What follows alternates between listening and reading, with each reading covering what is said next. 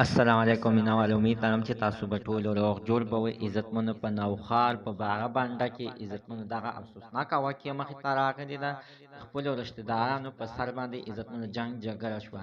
دغه د جنګ په دوران کې عزتمنو پلار او زوی او بل رشته دار عزتمنو بېدردۍ سره قتل شول.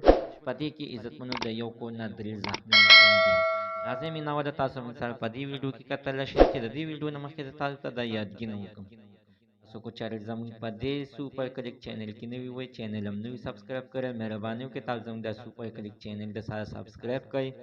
خوا کې یو سره د ټلۍ نشان وچخه یوه نوې معلوماتي ویډیو تاسو ته په اسانۍ باندې در ورسیږي. عزتمنو هره ورځ دغه شانته ډېرې افسوسناکې واقعې مخې ته راځي چې نن یو ځل بیا عزتمنو څنګه په نوښار په باره بانډه کې په خپلو رشته دارانو د رشته دارۍ په سر باندې جنګ جګړه شوه.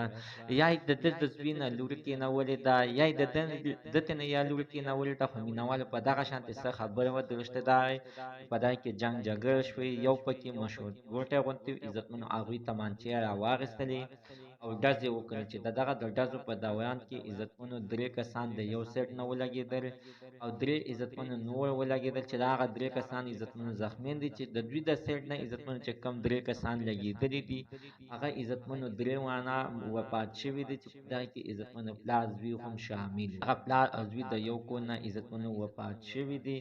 یو عزتمنو د دوی دغه د رشته دارۍ سره تعلق لرلو، یعنې دغه عزتمنو دغه د دوی خاندان سره تعلق لرلو. درې وانه د یو خاندان نه وو. الله تعالی دې ولې عزتمنو هغه جنګ ښه کړي. زموږ د دې ویډیو مقصد دا دی چې عزتمنو په معمولي خبرو باندې هېڅکله جنګ جګړې مه کوئ. ای مکه الله مکه دغه شانته واقعه به درته مخې ته ودرېږي. زموږ د عزتمن ته نن ورځې معلومات د دې ځای پورې د نوي معلومات دپاره د سره زموږ دا سوپر کلیک چینل د سره سبسکرایب کړئ. خوا کې یو سره د ټلۍ نشان ووهئ. یوه نوې معلوماتي ویډیو تاسو ته په اسانۍ باندې در ورسیږي.